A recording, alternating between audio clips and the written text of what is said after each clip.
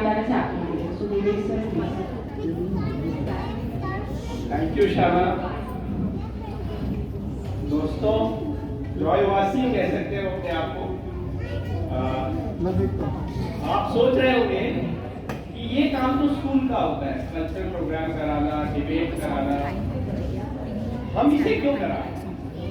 इसके पीछे एक्चुअली एक सोच है और एक ग्रुप है मेंटोर ग्रुप, जो हमने टीचर्स डे पे बताया था अभी 2 महीने पहले, और आज हम उसका दूसरा कार्यक्रम कर रहे हैं। डिबेटिंग कॉम्पिटिशन पिछले महीने हुआ था, और हमारा सोच क्या है, उद्देश्य क्या है? उद्देश्य है कि हमारे बच्चों का सर्वांगीण विकास होना चाहिए। और सर्वांगीण विकास में क्या क्या आता है?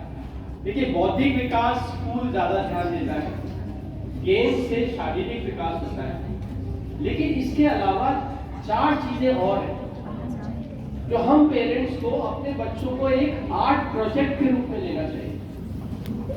उसके उसके चेहरे में एक तेज हो, ये हमें एटलीस्ट ट्राई करना चाहिए।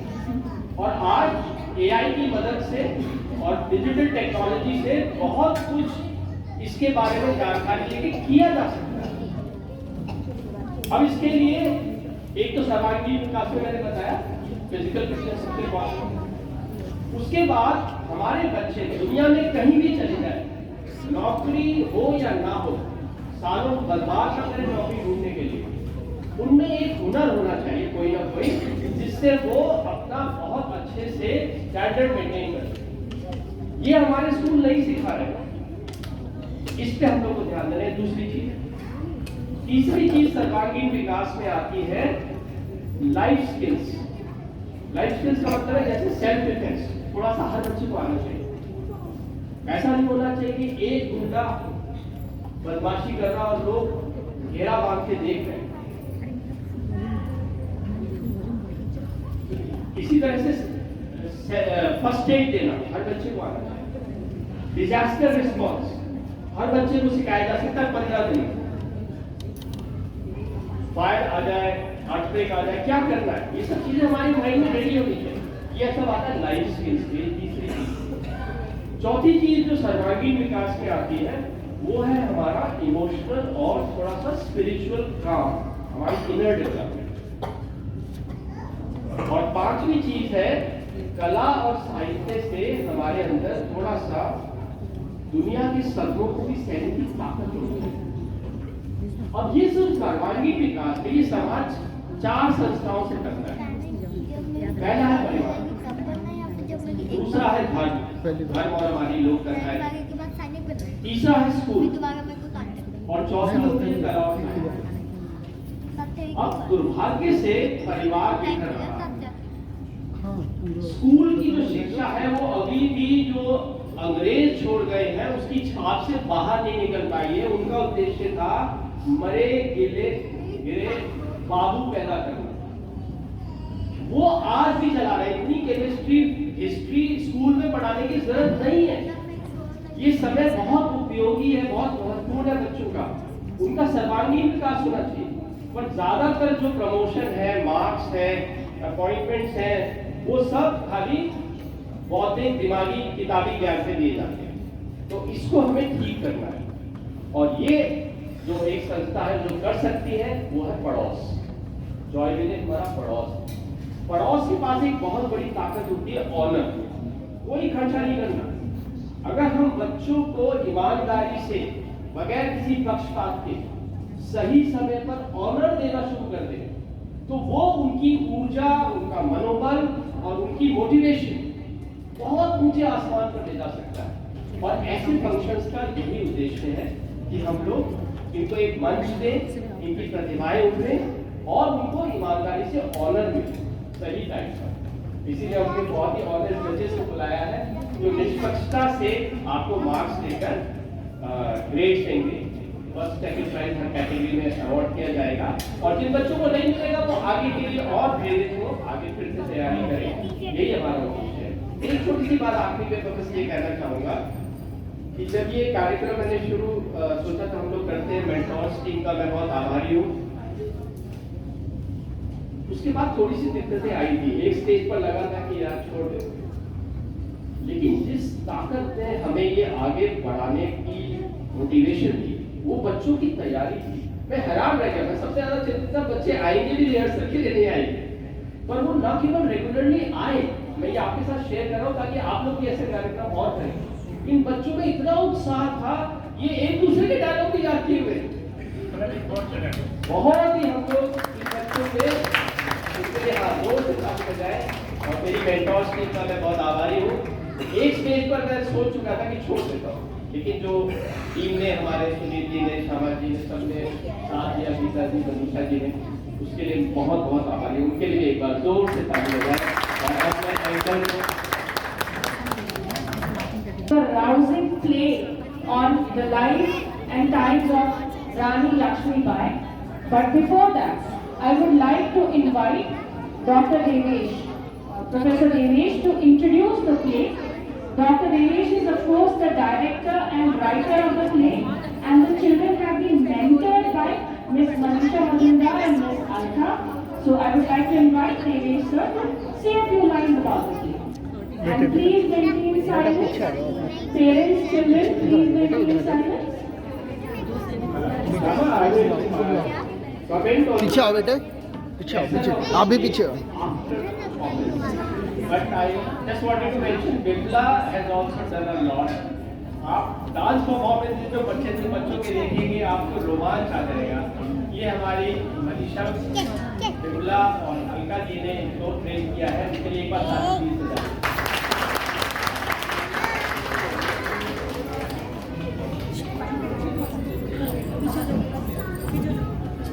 So now we are all very excited for the play on Rani Lakshmibai. So I invite all the children who are taking part in the play to please come on the stage. आज से करीब 200 साल पहले 19 नवंबर 1828 को काशी की पुण्य भूमि पर एक वीरांगना का जन्म हुआ, जिसका नाम रखा गया मणिकर्णिका तांबे। पिता मोरपन और माता भागीरथी निर्धन ब्राह्मण थे, परंतु अत्यंत संस्कारी और स्वाभिमानी। मोरपन एवं भागीरथी शिशु मनु को गोद में शाम में लिए आते हैं।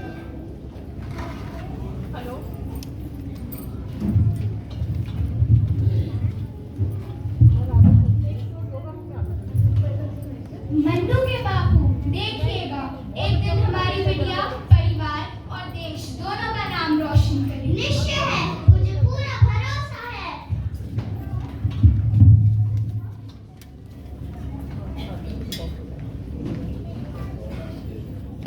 नृत्यगान। मेरे घर आई एक नन्ही परी, एक नन्ही परी, चांदनी के हसीने रथ पे सवार। मेरे घर आई, ओ मेरे घर आई एक नन्ही परी, एक नन्ही परी।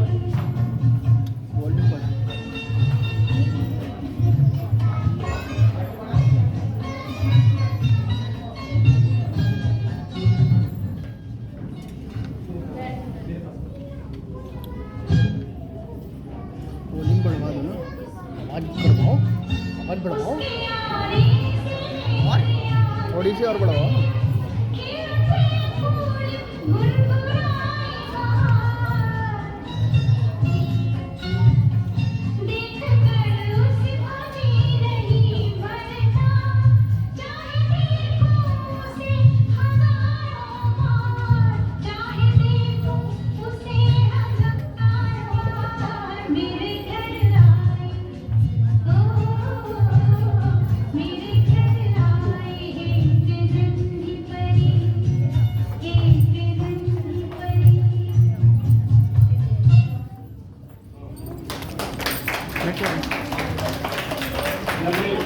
नन्ही मानो मित्रों के साथ खेलती हुई आती है और बकरी की तलवार लहराती है। बेटा आप प्लीज, आप लोग सब लोग इधर आ जाइए।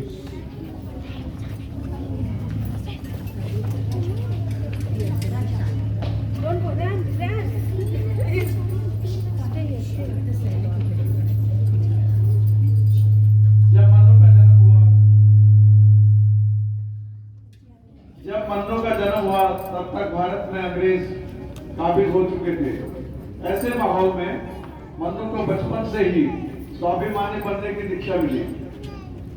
तात्या टोपे मुंडा के साथ मनु ने कौशल सीखा। मन्नू, तुम हर समय तलवार के साथ क्यों खेलती हो? हमारे साथ गुड़िया और गुड्डे के साथ क्यों नहीं खेलती हो? गुड्डे गुड़िया से तो मैं तब खेलूंगी जब मेरा देश सुरक्षित होगा। देखना, एक दिन मैं देश की सिपाही बनकर अपने देश की रक्षा करूंगी। ओह, तो तुम सिपाही बनना चाहती हो? हाँ, मेरी बहन सेनापति ही नहीं, देश की सबसे बहादुर रानी बनेगी। हाँ मेरे भाई तात्या, तुम मेरा साथ देना। जो भी हमारे देश में बुरी नजर डालेगा उसको उखाड़ फेंकेंगे। नृत्यका नन्ना मुन्ना रानी हूँ।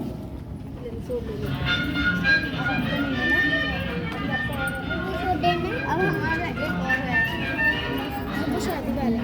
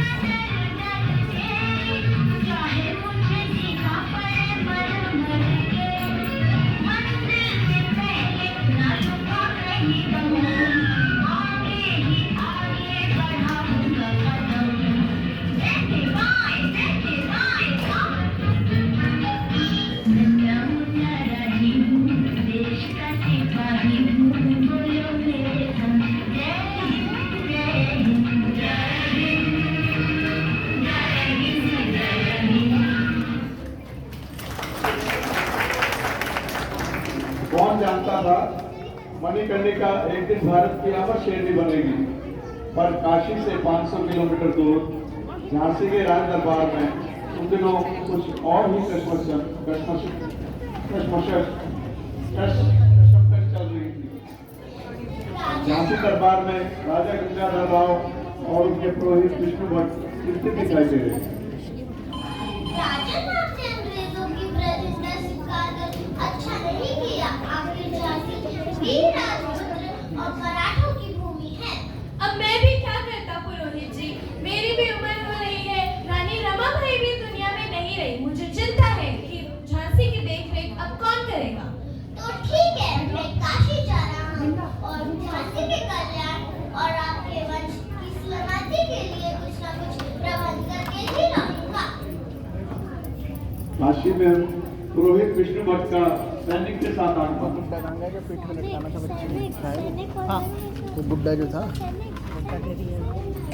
वो बच्चों को लेकर लड़ेंगे। झांसी के पुरोहित विष्णु भट्ट समझ गए थे कि राजा गंगाधर राव का पुनर्विवाह जरूरी है ताकि झांसी को एक वारिस मिल सके। इसी खोज में वे काशी के ब्राह्मण दंपति मोरपंत और भागीरथी के घर पहुंचे। स्वागत है ब्राह्मण देवी। यह बालिका कौन है? ओह, झांसी के राज पुरोहित जी, आपका भी काशी में बहुत बहुत स्वागत है। यह मेरी पुत्री मणिकर्णिका है। इसे हाथी घोड़े की सवारी करने का भी बहुत शौक है। हे वीर बालिका, क्या तुम झांसी की महारानी बनना पसंद करोगी? क्या मुझे रानी बनने से हाथी घोड़े मिलेंगे?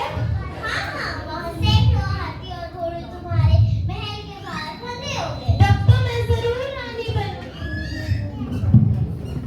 इस तरह मणिकर्णिका 1842 में 14 साल की उम्र में राजा गंगाधर राव की धर्मपत्नी और झांसी की महारानी बनी। तब तक कल को नहीं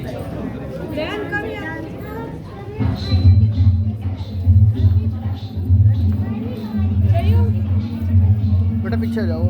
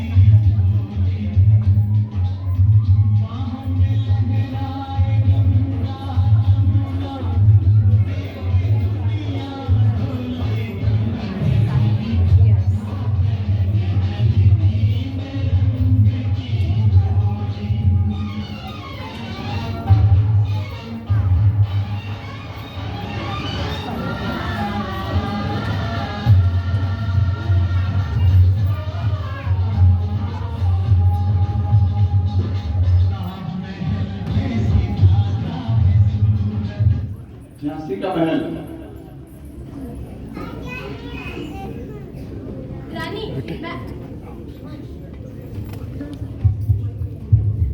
रानी मैं आपको पाकर बहुत खुश हूँ। जनता भी आप पर जान छिड़कती है, पर जनता का सुख दुख देखना हमारा परम धर्म है। आज से लोग आपको मनु नहीं रानी लक्ष्मीबाई के नाम से जाना करेंगे।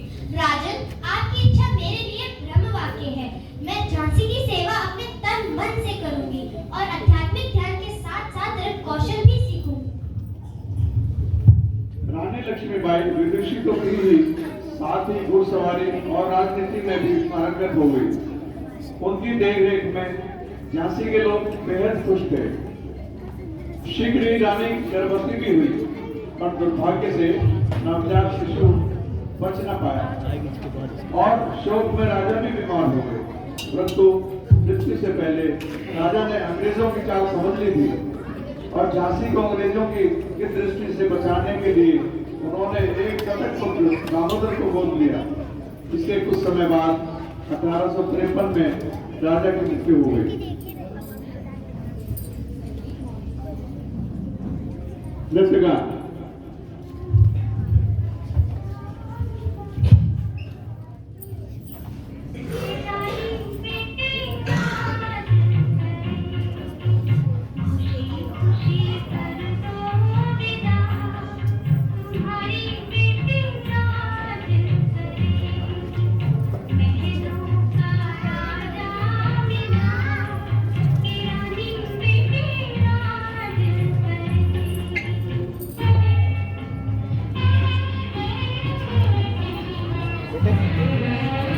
आप इधर आ जाओ, इधर आ जाओ।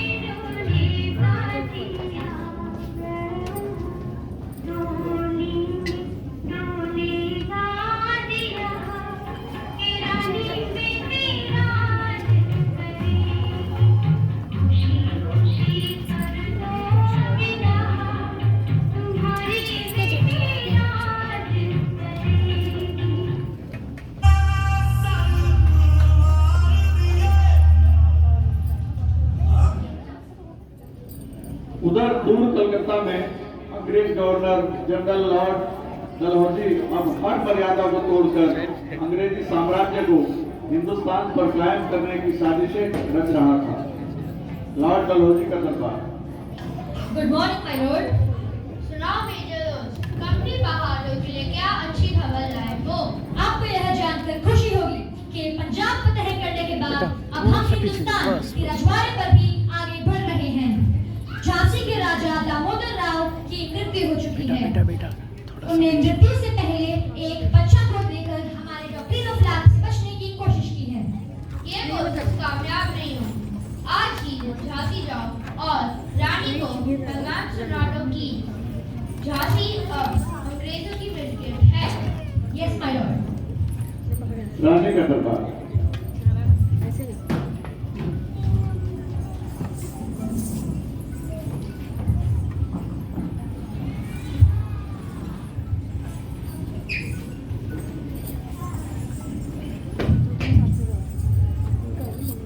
रानी, राजा का देहांत हो चुका है। उनका कोई भी वारिस न होने की वजह से अब झांसी ब्रिटिश शासन की संपत्ति है। क्या मातृभूमि किसी से छीनी जा सकती है? झांसी मेरे प्राणों में बसती है, मैं उसे कभी नहीं दूंगी। क्या आपको लगता है कि एक औरत हमारी सेना से लड़ सकती है?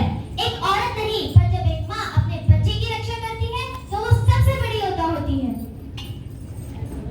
रानी लक्ष्मीबाई ने अब हथियार उठाने का निश्चय किया। डरपोक नवाबों जैसे वाजिद अली की तरह अंग्रेजों की पेंशन नहीं मानी और सेना को युद्ध के लिए तैयार किया। यदि मिट्टी में मिल जाऊं।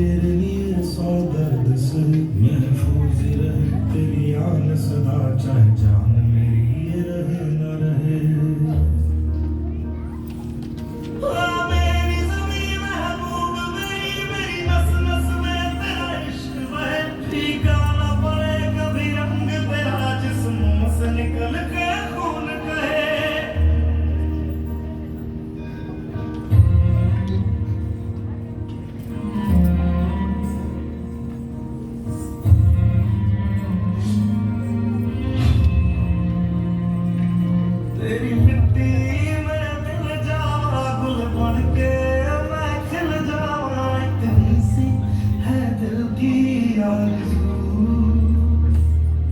तेरी नदियों में बह जावा तेरे खेतों में लहरावा इतनी सी है दिल की आरज़ू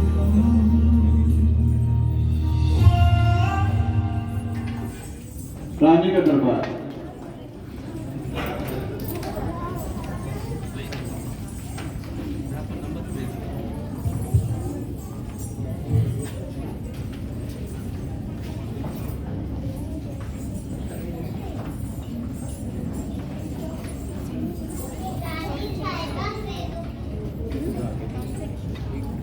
रानी साहिबा फेरों की सेना शहर के बाहर डेरा डाल चुके हैं। डलहौजी ने मेरे रॉस को बड़े तोपों के साथ हम पे आक्रमण करने के लिए भेजा है। तुम डरो मत। आज झांसी का बच्चा शूरवीर है और मैं खुद आगे बढ़कर रण में भाग लूंगी। हम अंग्रेजों की कोई भी कोशिश कामयाब नहीं होने देंगे। रानी साहिबा सैनिक किले के पूर्वी फाटक से शहर में दाखिल हो रहे हैं। द्वारपाल ने गद्दारी की है। उफ, भारतीयों में गद्दारी का सिलसिला कब तक चलेगा? सरकारी बाई, तुम मेरी पोशाक पहनकर किले के शीर्ष पर मौजूद रहो। मैं दामोदर को लेकर ग्वालियर जाती हूँ। सुना है कि कानपुर में नाना ने भी कंपनी के लोगों को खत्म कर दिया है और तात्या भी उदयपुर से अपनी फौज लेकर निकल पड़ा है। अगर सिंधिया ने कुछ मदद कर दी तो फिर हम अंग्रेजों को हराने में कामयाब रहेंगे। द्वादेश महारानी, जब तक मेरे सीने में सांस है मैं अंग्रेजों को आप तक पहुंचने नहीं दूंगी। आप दामोदर को लेकर ग्वालियर निकल जाइए। तो ठीक है, सैनिकों मेरा घोड़ा देखो। जी महारानी। युद्ध का चित्रण।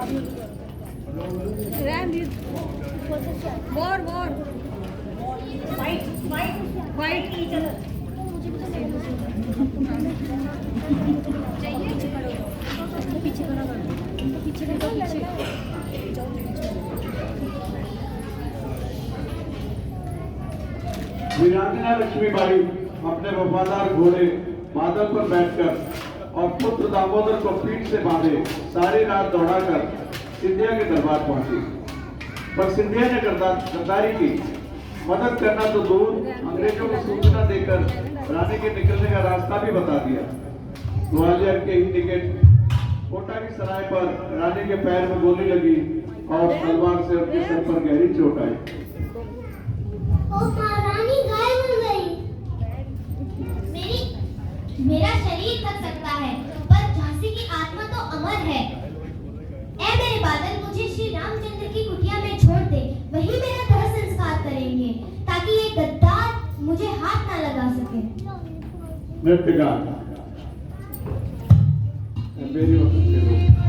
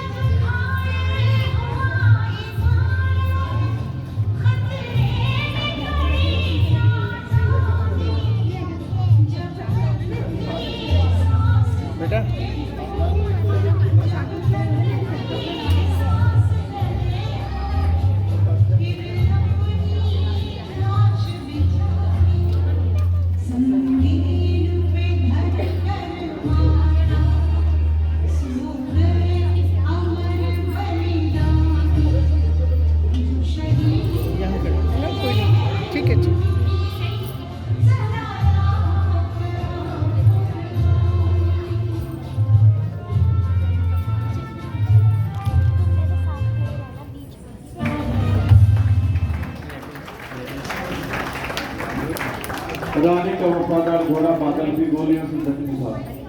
फिर भी बादल ने रानी को मरने से पहले आश्रम की चौखट पर पहुंचा दिया, जहां संत ने उनका अंतिम संस्कार किया।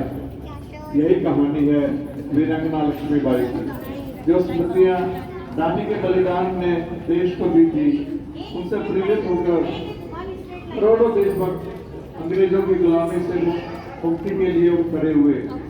आज हमें विदेशों से नहीं लड़ना है, पर प्रदर्शन करना है। भारत लक्ष्मीबाई के सपनों को जल्द ही पूरा करेगा।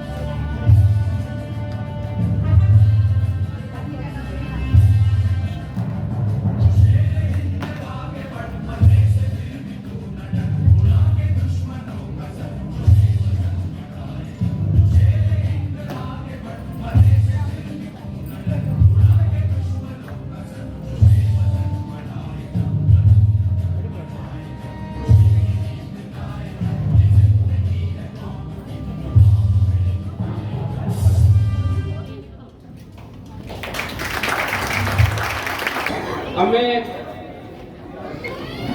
इस प्ले के डायरेक्टर, राइटर्स देवेश कन्वर के रूप में इस बारे में 2 शब्द हैं। थैंक यू सनी जी। मेरा गला घूम गया है इतनी सुंदर प्रस्तुति देखकर, क्योंकि मैं कोशिश करता हूँ कि इसका लेसन क्या है। Yes, please, all of you.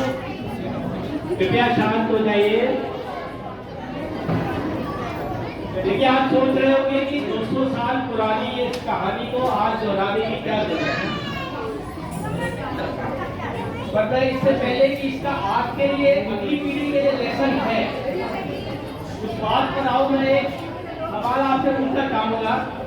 आप में से कितने लोग ने सोचा या जानते हैं कि उस बच्चे दामोदर का क्या हुआ, जिसको पीठ पर बांधकर रात भर रानी दौड़ी थी अपने बादल घोड़े पर, और ग्वालियर पहुंचकर उसको मदद मांगी। उस बच्चे का क्या हुआ? देखिए, ये बड़ी विचार करने वाली बात है। उस दिन वो बच्चा दामोदर वो जिंदा रहा और उसकी पेंशन भी दामोदर ने मांग दी। और यहाँ हमें एक सबक लेने की जरूरत है कि अंग्रेज कुछ खूबियां भी थी उनमें।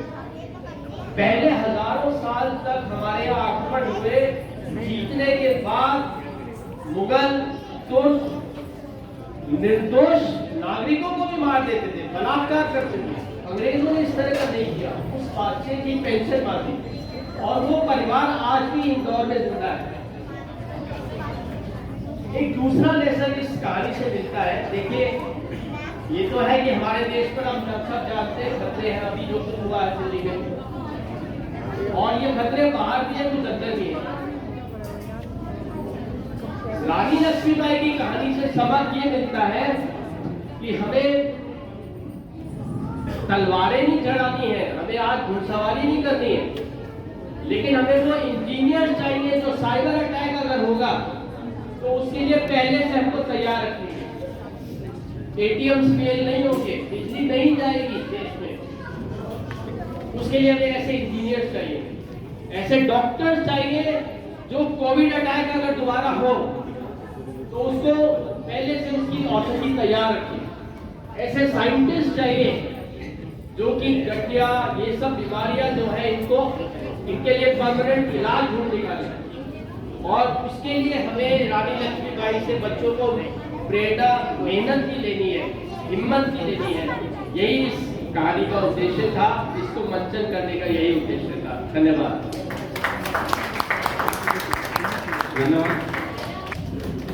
धन्यवाद।